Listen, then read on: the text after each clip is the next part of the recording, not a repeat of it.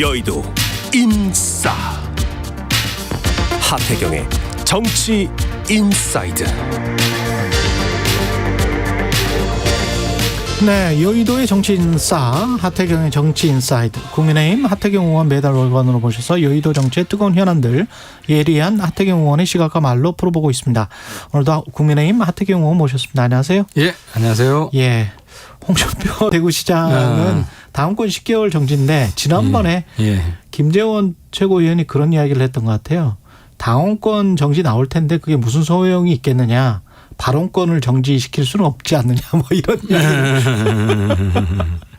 예, 어떻게 보십니까? 근데 아무래도 자중하시겠죠? 자중하실 거고. 예. 근데 그 취지의 댓글이 이런 게 있었거든요. 발언권은 정지되지 않았다.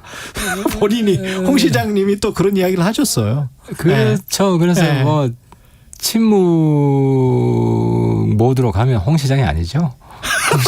홍 시장 다운 건 더 필요할 때 한마디씩 해야 되는데, 근데 어쨌든 뭐 사실 말이 가장 그 세상살이 하는데 칼이 되고 또 약이 되고 그렇잖아요. 그래서 이건 비단 뭐 정치인뿐만 아니라 모든 리더들에게는 다 해당되는 말이고, 그래서 뭐 홍 시장께서 이번에 또 재심 요청도 안 하고 이의제기도 안 하고 사실 수용을 하신 거란 말이죠. 그럼 어쨌든 발언하시더라도 많은 걸 고려해서 신중하게 하시지 않을까 하는 생각이 듭니다. 근데 당원권 10개월 정지인데 제가 이렇게 세 보니까 8월부터 5월까지더라고요. 그러면 총선은 4월까지니까 총선 끝나기까지는 조용히 계시라 이런 뜻이 또 있을 것 같기도 합니다만은 당원권 정지 10개월의 그 10개월의 의미. 뭐 그런 생각을 했을 수는 있죠. 윤리에서 했을 수는 있는데 뭐 홍 시장 특성상 또 조금 뭐 여건이 좋아지면 발언을 하실 거라고 보고 그게 일종의 직업병이거든요. 아, 직업병입니까? 근데 어쨌든 뭐 발언을 하시더라도 좀 신중히 좀 하셨으면 좋겠다는 거죠. 한쪽에서는 아마 홍 시장이 TK 지역 공천의 목소리를 낼 것 같아서 그거를 낼 수 없게 하려고 당권 정지도 돼 있는 상황에서 또 잡음이 나오는 거에 관해서 사전 차단 뭐 이렇게 해석하는 정치적 해석이긴 합니다만 어떻게 보세요? 근데 이제 홍 시장이 누구 뭐 공천 주지 마라. 예를 들어 하태경 공천 주면 안 된다고 공개적으로 발언하신 적이 있는데. 아, 그래요? 예. 그랬었습니다. 저는 공천 절대로 주면 안 된다고. 뭐.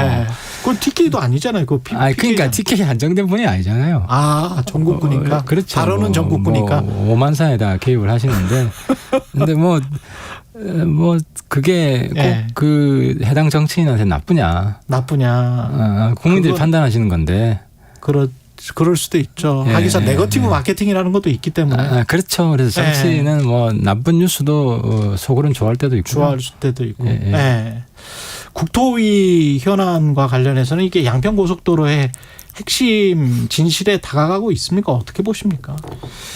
근데 이제 중요한 거는 이제 그 어제 보니까 원장관이 한 발 물러선 느낌이더라고요. 그러니까 그 전에는 처음에는 백지화의 방점이 좀 있었는데 그렇죠. 이제는 좀 백지화는 아닌 것 같아요. 조건부 정쟁을 하지 않으면 그래서 여야가 좀 이게 이제 야당 입장에서는 좀 김건희 프레임으로 가려고 이제 억지로 제가 볼 때 억지로 집어넣은 거예요.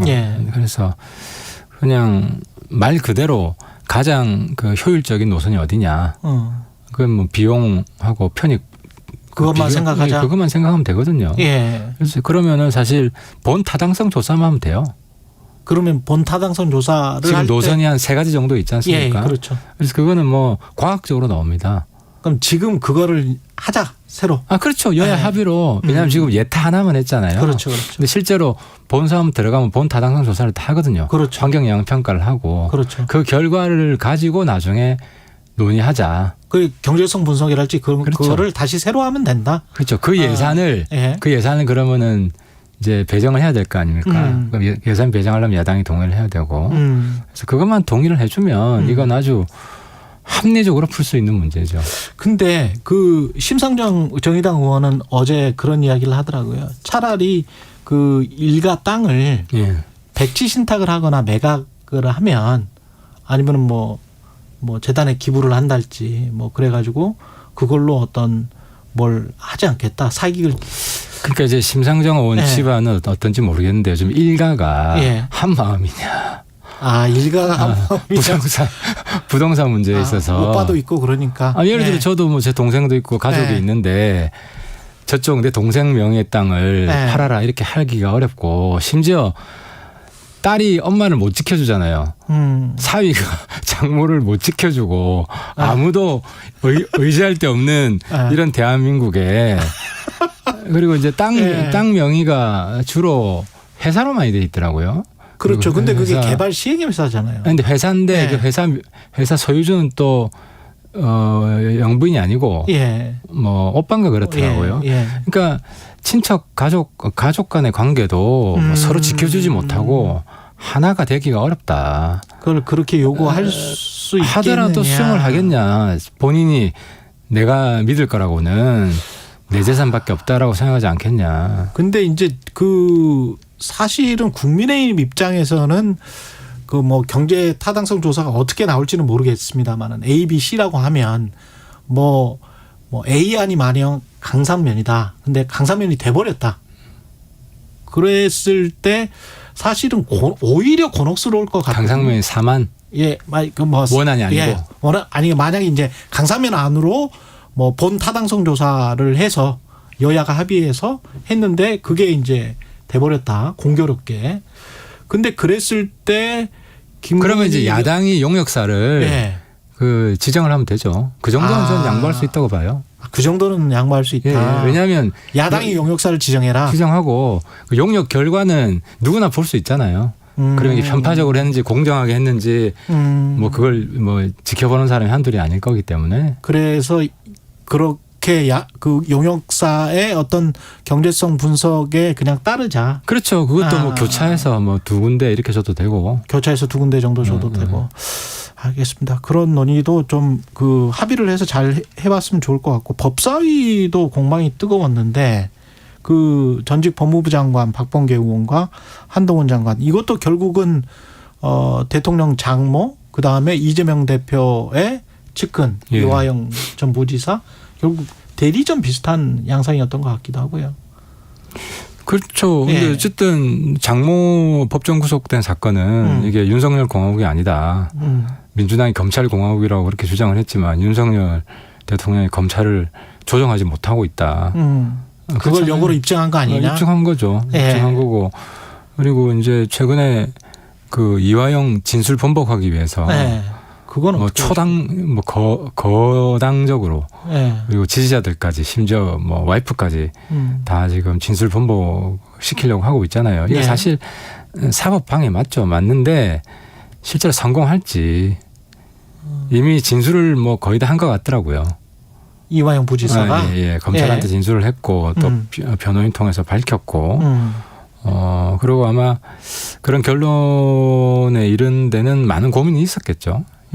있었을 텐데 역효과가 날지 그건 잘 모르겠어요. 근데 그건 좀 지켜봐야 되겠다. 그 코인과 관련해서는 권영세 장관을 민주당이 이제 윤리특위에 제소하겠다 이렇게 밝혔는데 이거는 어떻게 봐야 될까요? 전반적으로 다 공개하는 게 그때는 처음에 김남국 논란이 났을 때는 근데 이제 제소하겠다고 한 이유 근거가 합당하지 않아요. 합당하지 않다? 그러니까 뭐 김남국처럼 상위 밑에 한 거 아니냐. 근데 상위 밑에 한 거 아니라는 게 지금 밝혀진 것 같고 그리고 그 10억 뭐 이렇게 나온 게 있잖아요. 그건 이제 주식 예를 들어 1,000만 원 사고 팔고 하면 사실 1,000만 원인데 사고 팔 때마다 1,000만 원씩 다 더하면 뭐 10억 되고 이런 식으로 계산한 거거든요. 그런 식으로 계산한 거예요? 김남국 의원은 그런 식으로 계산하면 아마 수천억 될 겁니다. 현금화할 수 있는 게 한 99억, 한 100억 되기 때문에 거래 횟수 100억 그건 뭐 거의 뭐 조 단위로 갈 수도 있겠네. 100억을 예를 들어 100번 거래를 했으면 거래량으로 따지면 그렇죠.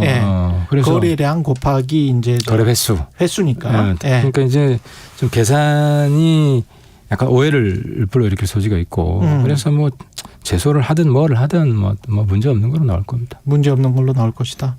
대통령실 관련해서는 아까 그 최은수 씨 그 법적 구속에 침묵을 했지만 또 탄핵 심판 관련해서는 입장을 냈단 말이죠. 이걸 이제 민주당에서는 선택적 침묵이라고 비판을 하고 있는데 여기에 관해서는 어떻게? 그건 뭐 대법 판결이 나오면 입장 내겠죠.